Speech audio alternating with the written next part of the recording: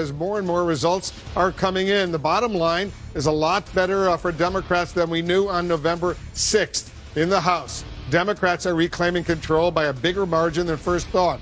They now have a majority of 225 seats. Republicans have 200. And we're still awaiting the final outcome of 10 House races. Democrats are leading in 7 of those contests. We saw one House race in California flip in their favor before our eyes earlier tonight. The Democrats potentially picking up close to 40 seats, which would be their best midterm performance in decades. In the Senate, Democrats have stemmed losses in some very tight races. They now hold 47 seats. Republicans have a majority of 51 seats. 2 Senate contests remain undecided. Jake, we're watching some important cliffhanger races. And Wolf, once again, right now, it's all about Florida, with 2 marquee contests on the line as a statewide recount is unfolding this evening. Democratic Senator Bill Nelson looking to close the gap in his tight contest with Republican Rick Scott. And in the Florida governor's race, Democrat Andrew Gillum taking back his concession as votes are recounted in his battle with Republican Ron DeSantis. Let's go back to Wolf and John King there at the Magic Wall. All right, let's take a closer look, John, at what's going on right now, because votes are still coming in California as we speak. Yes, earlier tonight we got some changes in some of the races that are still contested. Let's bring it out. Just going to change the map so you can only see the races we're waiting on. Right? And just in California, there are 5. Let me shift it over. We're waiting for 10 nationwide. All 10 currently Republican-held seats. So you see more opportunity for the Democrats to grow what will be the new majority. Here are the 5 districts in California. And you see the Republican leading in 1. Let's pop that one up first. Young Kim leading. There's no incumbent in this race. Her lead was larger today, It has shrunk now to 711. It's been consistent there for a couple hours. Now, California reported we had a couple of bumps in the votes. A couple of times votes came in earlier today. That one has frozen. So this is a potential Republican hold, but the Democrats think, okay, we're still in reach. That's one. You move down here.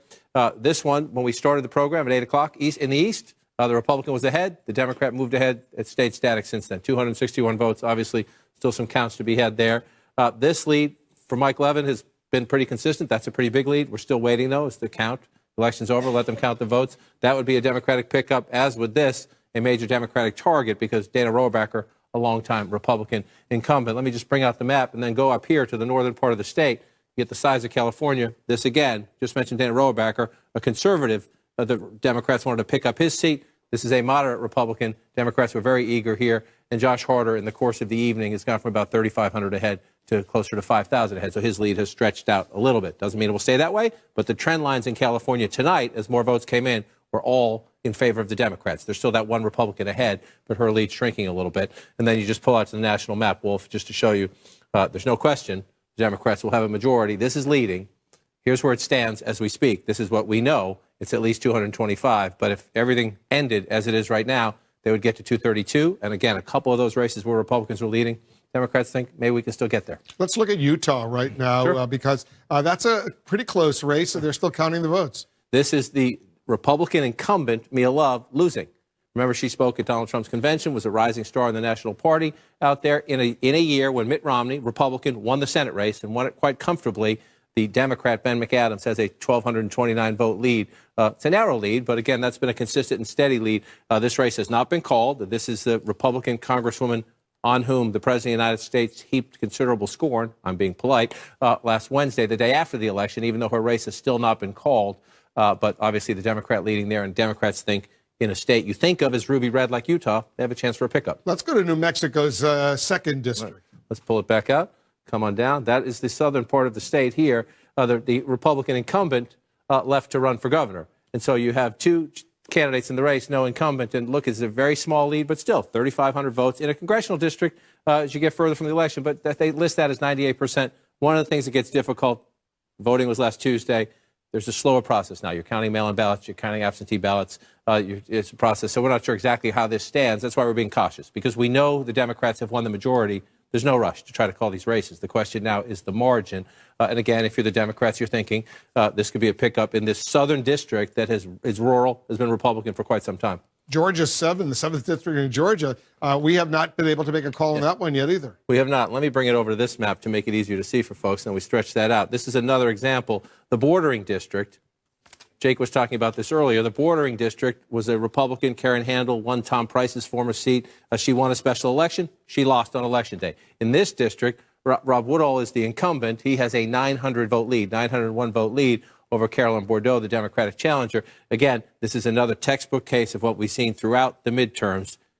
Republican-held districts, close to the suburbs, seats that have been comfortably Republican for years, in some cases decades, at risk of toppling, although the Republican is holding on to this one as it goes. As you know, the governor's race here is subject to late votes as well, so we're going to keep an eye on this one. Democrats are still in play. Republicans hope we narrowly hold this one. There's still a contest in Maine, the second district in Maine right now, where they have what they call rank voting.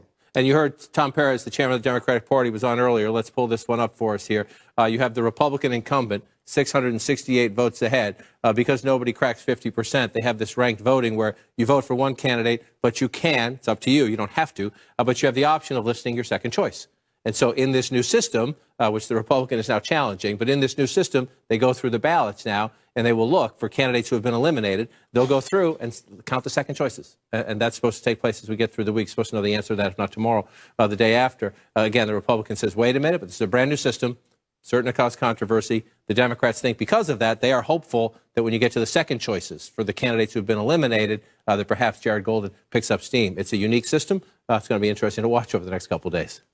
And let's take a look at the country as a whole right now. If things go the way it looks potentially like it could go for the Democrats right now, they have a potential. It's a potential. They're leading in 7 of those 10 undecided House districts. Potentially, they could have a net gain of 40 seats in the House of Representatives. And just think back a few months ago, there's a big debate. Is this a blue wave? Because Republicans will pick up 1, maybe 2, depending on Mississippi, depending on Florida, in the Senate. Democrats get 7 governorships. Some people thought the Democrats could have gotten that up to 8.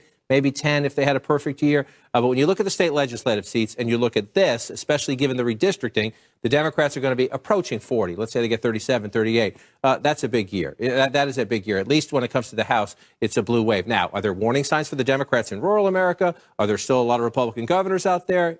Just this point was being made earlier. You and I covered the White House. Bill Clinton got pummeled in 94.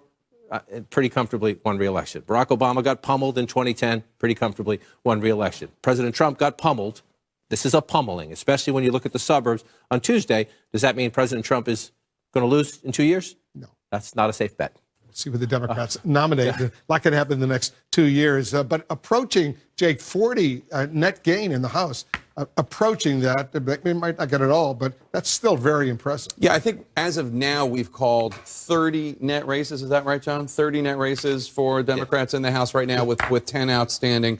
They're ahead in 7 of those 10. Right. In 2006, which was a Democratic wave year, the Democrats picked up 32 House seats and also won back the Senate. So a good year, and potentially in the House even bigger than what happened in the wave of 2006. And remind us, Dana, how significant it is in the House of Representatives for the Democrats after January 3rd to be in the majority, because they can do a lot of things they couldn't do in the minority. Like everything. I mean, because in the minority in the House, you're virtually powerless. You can go on TV and make noise, but you don't have the subpoena power that the Democrats will have now in a really big way. And they're trying to work out now amongst themselves just how to manage that. But it's not that they're not going to use it. In committee after committee, from Ways and Means, the Tax Writing Committee, to, of course, the Oversight Committee, Elijah Cummings is going to be in charge of that. The president's nemesis on the Democratic side, Maxine Waters, is going to be in charge of the Financial Services Committee, and, of course, the Intel Committee, and Judiciary. It goes on and on and on and on. And so that is something that the president knew right away, knew leading into Election Day, was going to be a total pivot for him and a total change from how he was dealing with Congress before.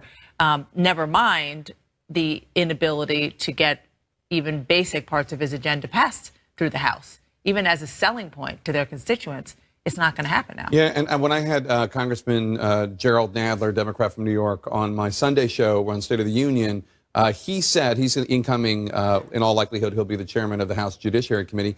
He said they're going to call Matt Whitaker, the acting attorney general, before his committee and demand that he testify about all sorts of things, about whether or not his appointment was constitutional, since he was never Senate confirmed, about whether or not he intends to to rein in Mueller, I would expect would be a question. Democrats had no power, no ability to do that before. And we're also going to see, for instance, in the House Intelligence Committee, Adam Schiff is likely going to be the chairman. And Nia, he's likely going to kickstart the Russia investigation that the Republicans on the House Intelligence Committee essentially ended.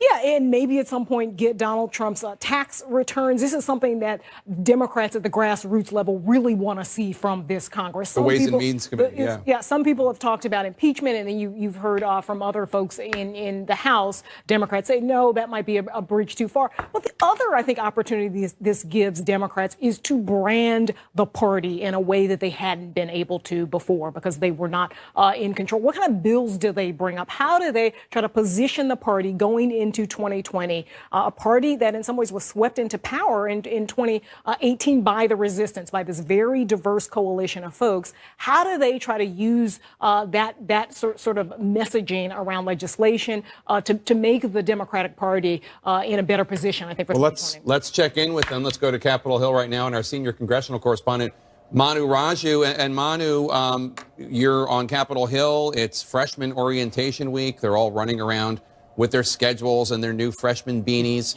As Democrats take control of the House, what is their strategy when it comes to dealing with the president? How aggressive are they going to be, and how mindful are they of not trying to seem like just simply an anti-Trump party? Well, they are recognizing that full well. They want to push hard, but they know they cannot go too far to risk any backlash as they have to defend a House majority in 2020. But already there are a laundry list of items that have not been looked into by the Republicans in Congress, and the Trump administration has not responded to a lot of their requests, and they're re-upping those requests, demanding information. Now, Jerry Nadler, the incoming House Judiciary Committee chairman, just tonight sent a letter demanding answers to 100 outstanding letters from Democrats on their committee alone. He wants those answers by the end of the year. Those are pertaining to, a lot of them pertaining to issues about White House communications with the Justice Department that the Democrats believe were inappropriate. And if those answers do not come by the end of the year, expect a lot of subpoenas to be issued. Now, as you mentioned, Nadler will bring Matt Whitaker, the acting attorney general, before his committee. But that's just that committee. There are a whole host of other committees from the House Oversight Committee that wants to look into the president's businesses and whether or not they violated the Constitution by accepting foreign payments, as well as the House Ways and Means Committee that's raising the prospect of getting the president's tax returns. The House Financial Services Committee also wants to look into the president's ties with Deutsche Bank, something that they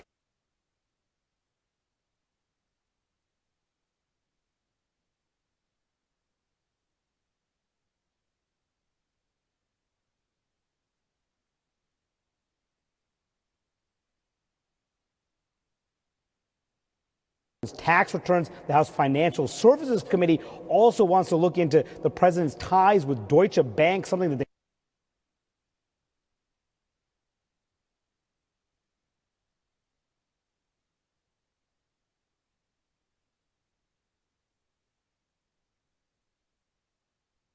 tax returns. The House Financial Services Committee also wants to look into the president's ties with Deutsche Bank, something that they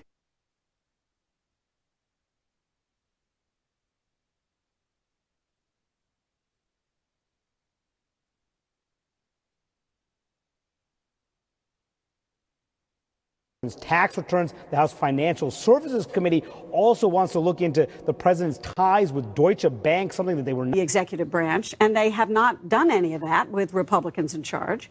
And I think, as Manu was talking about, they're going to talk about tax returns. They're going to look into the Russia investigation more fully.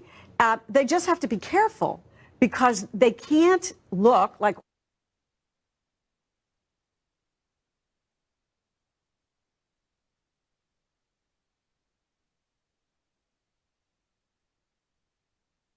Speaker is very well aware of that, as are the committee chairmen. You know, they've been around a while, and they understand what their job is, and they also understand how Newt Gingrich in 1998 overreached, and that was a real problem, and they don't want to repeat that. They also have to swing and not miss, really. The problem for Democrats is that there are a lot of targets They have to narrow them down. They have to decide which ones do we want to be the face of versus a myriad of other people on the outside who are probably also going to be doing this kind of investigating as well from the outside, filing lawsuits and whatnot. And it's problematic to start a fight with this president and lose. I think they learned that with the Kavanaugh fight. I think they ought to be wary of creating opportunities for the president to accuse them of overreach or accuse them of just being frivolous with their power. And beyond that, on the legislating, they have to figure out, okay, so what do you do about Trump and trade? Trade has typically been a Democratic priority. People in the Rust Belt, like Sherrod Brown, talking about how they can make that argument to their voters. What if Democrats and Donald Trump are on the same page? How do you navigate that situation in the House of Representatives, especially when you're going toward 2020 and you want to win the Rust Belt back from I don't think it's an or proposition, though. I don't think that we have to do oversight or push policy points. I think you do both. I, for one, don't think that we should get on a impeachment train. I know that's what people talk about. I think that you need to do your oversight. You need to wait on Mueller. You need to do those things that are necessary and to provide and do your duties. But I think that Democrats have to have big and bold ideas. I mean, college affordability, criminal justice reform. I'm saying all of this knowing that it may not, that it probably gun will control. never, it will never, die in the it won't Senate. pass. Pre-existing conditions. Yeah, I mean, it's common sense gun reform, which people are asking for, a healthcare fix, which our voters are asking for. Yeah, but those issues are pretty divisive, right? And amongst a lot of the independent voters. And listen, the folks that help provide these big victories to the Democratic Party, they're not going to be happy seeing infrastructure get done. They're like, oh, great, we got a new road built. Like, they don't want to see that. They want to make sure that their pre-existing conditions are covered. Well, they do want that, right? Yes. But they want heads on pikes here. They're going to want the overreach. It's going to be a really people who come and marched on the mall and demanded change. They don't want incremental change. They want dramatic change. Just like the president, when they elected him, they wanted dramatic change. There is a risk for overreach, but I think Democrats have an advantage that Republicans did not have in the 1990s when they went after Bill Clinton. They have sat and watched how Republicans have conducted these sort of pseudo investigations for the past 2 years. You think Adam Schiff, who has stand watch to see how Devin Nunes handled themselves. They have watched and saw how the executive branch has invoked executive privilege to gloss over topics they don't want to talk about. They've seen this play out. They know where to go ask the tough questions already. So I think they're at a huge advantage. And listen, this isn't hard for the Democrats to prioritize. Nancy Pelosi can go do all the legislative things that you are talking about. And then the House Democrats wait for Mueller to clear up the collusion case, and then they go after obstruction and corruption. If they can silo that off and be organized, they're ready to rock. And Amanda probably doesn't even realize this, but this is where we kind of have, the salvo. This is where we have the person who can get it done in Nancy Pelosi. That is the argument for Nancy Pelosi being speaker, because she is the only person capable of threading that needle that's a House Democrat right now. And so she's going to be a lightning rod. She's going to provide Trump with the foil. But she's going to be the one who's going to be able to do those things. What House Democrats have to do, though, and I've said this over and over and over again, our leadership is older, and many times our ideas get stale, okay? And unless we create a succession plan, unless Nancy Pelosi and Jim Clyburn and Steny Hoyer create a succession plan. She called herself a transitional figure. So they have lots of young Democrats coming in ready to raise that and then doing it are different. Bustos. You have Bustos, Hakeem Jeffries. I mean, you have some very talented people. No, but I'm saying part of the current, who are they going to put up to be a part of that current leadership team that they're going to show on television to the American voters? Who's going to be under 70, right? Who's going to be on there? I think there's going to be a lot of folks campaigning, though. Yeah. Oh, yeah. Well, let's go back to Chris. Chris? I love the conversation. It's amazing what a difference a week made. When the results were coming down last Tuesday, you saw the same cast of people. And the Democratic majority, there was a lot of, pretty modest, Now, a week in, the Democratic gains of this big story, it's growing stronger. Now, part of that is just the practicality. The votes needed to be counted. And you are seeing something that is somewhat uniform across this country. In the bigger counties, you have a higher concentration of Democrat votes, and it takes longer to count more dense concentrations of population. So we're seeing that, and now you are hearing a talk of blue wave. But the more you look at what happened in this election, the more the idea of some overriding message or reality, it seems overstated. The old rules applied. People voted for what was best for them locally. Now, my next guest, Lauren Underwood, is proof of that. She unseated a 4-term Republican incumbent. She joins us now. Congratulations. Thank you so much. Now, we'll get into politics. We'll get into what you're going to do. But I really think it'll be helpful for people at home to understand why you did this. Now, tell me if I'm wrong. You're with your mom. You go to see your congressman. You have a heart murmur. That counts as a pre-existing condition. I have it right so far, right? I have a rapid heart rate. Okay. So that's pre-existing condition. You'd have to check the box. You're one of the people who has a reasonable basis for being concerned about getting coverage. Yes. You listen to your congressman, who would wind up being the same man you ran against. And he says, I'm telling you, I will not vote for a law if I can't protect your pre-existing conditions. A couple weeks go by, he does exactly that. He votes for something that doesn't protect pre-existing conditions.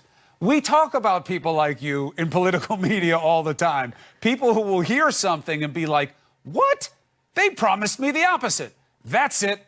I'm going to run. And then you did. I did. And I'm also a nurse, and so I've seen how this issue impacts so many of my patients. And we know that healthcare was the #1 issue in this election. Right. And so I couldn't stand by after our representative broke his word, and I knew I had to act, and I decided, you know what, it's on, I'm running. Ended up running in a primary. I beat 6 guys, got 57% of the vote. Last week, got 52% of the vote, won every county in the Illinois 14th district, and I'm really excited to be in Washington. It's our first day, and I'm excited to get to work. So, Lauren, how did you deal with all the no's? No, you're not supposed to run, you're too young. Yes, I know you were an advisor from Obama. You don't know what you're doing, though, in politics. Stay out of it. By the way, look at your district. They don't look like you. They don't elect people like you. How did you overcome all those? And you have no infrastructure. And nobody really wants to help you. And you're going to have to use your friend to figure it out. You're going to have to make your own web page on an online app. Yeah. How did you overcome all that? Why did you overcome all that? Well, what was clear to me is that the Illinois 14th had the raw material to be successful. We had an engaged electorate. The election in 2016 was close. Donald Trump won by 4 points. He got 49% of the vote. And so even from that very first list the DCCC put out in January of 2017, the Illinois 14th was listed as a priority race. And so we knew that the seeds were planted. We just had to cultivate them so they would grow and sprout. And so I knew that in this election, a woman could be very successful in engaging other women throughout our community. The women in the Illinois 14th have for a long time been activists. They've been community leaders, led every PTA, every church group, every neighborhood association, but weren't necessarily running for office. And so we knew that there would be a natural base of support there, and also knew that the electorate, the voters, were interested in a new generation of leadership. We're interested in supporting someone that came from their own ranks, came from the community. How did you know a place that had never elected a woman, let alone an African-American woman, let alone an outsider African-American woman, right? Somebody who wasn't familiar with the process and the names and faces of the political machinery there. What made you feel, you know what, I know there are people out there who will respond to this? Well, we had a very active resistance movement. We had 50 groups, grassroots groups, that were meeting weekly, monthly, separate from the Democratic Party. We had women's march huddles that had turned into groups that were meeting regularly. And we know that throughout the country that there's been this interest in supporting outside voices. In Illinois, we really do have a machine, and it's one that is not particularly popular. And so I knew that if I decided to jump in and fight for health care, that I would have an opportunity to lead on an issue where the American people, the people of the 14th District in Northern Illinois, certainly care deeply about, and that we have an opportunity to make a real difference. Well, and also because it hit you literally where you live, right? Absolutely. It was your own personal experience. That's very powerful medicine in politics for people who decide to get into it. All right, so now you won. Yes. Congratulations. Thank You're going to you. go down there, and you're going to have to make some choices early on. You with Nancy Pelosi? Well, I have said publicly that I'm interested in knowing who's running, and she's the only one that's declared to be running. And so I'm interested in speaking with her personally to make sure that she's going to support an agenda that allows us to have the fixes to health care that we're looking for, that allows us to pass common sense gun reform and support our public schools and really have some infrastructure investment that would help to rebuild America. And so I want to make sure that those bills have an opportunity to come to the floor for a vote, something that we haven't necessarily seen 2016 in the 115th Congress. And so I have not publicly stated who I will be supporting. And to be honest with you, Chris, I haven't made up my mind yet. I'm really looking forward to having that important conversation. I'll come back to you on it. Okay. This will be a new part of your life, this dynamic. You're going to be talking to men in makeup on a regular basis. So let me ask you this. When you get down there, you have all of this desire to put stuff into action, right? You really put it all out there. You're young, but you put it all out there. You had a career. You had a life. Now you made this move and you've won. What happens when you get down there, and even if you do get stuff voted on the floor, and even if you do get stuff made that get votes and it gets past the House, but it doesn't get past the Senate, and there's gridlock, and the talk starts to be, you know what, more oversight, more hearings. We got to get after this guy. We got to get after what they're doing. There's a lot of stuff that has to be called out. What would you make of that existence for Lauren Underwood? Well, what's really clear is that the people in the 14th elected us to have impact. So we are looking for the opportunity to pass bills that are going to touch the lives of families across Northern Illinois. That's my priority. And so while oversight is critically important, the Constitution in Article 1 outlined the Congress as a co-equal branch of government, which has a real responsibility to provide oversight. But we can't be stuck there because the American people are looking for us to deliver on health care, to lower prescription drug prices, looking to us to deliver, to make sure that all of our communities are connected with rural broadband, looking to us to deliver to make sure that each one of our children, no matter what zip code we live in, have the opportunity to have the training and education to sustain a career in this global economy. That is the commitment that we've made to the American people. And so my priority is to make sure that even if this Senate wants to be a do-nothing Senate, that we have a series of bills that are going forward, giving the president an opportunity to sign them, that we are doing our job as a House of Representatives to represent the will of the people, because that's what they elected us to do. And Lauren, I will offer you what I offer all people when they get down into Congress, left or right, it doesn't matter to me. The people deserve to know what's going on. Yes. If you want a place where you can come on and say what's going on, what you're fighting for, and why it is or is not happening, you should look to us as a resource. That's our job. Well, thank you. I also want to say, though, it's also important to show up in the community. So this era of no town halls is unacceptable. We have to continue to engage our voters, engage the community, make sure that their voice is being heard. And the only way that we can make sure that happens is to continue to be there and have an everlasting presence in our district.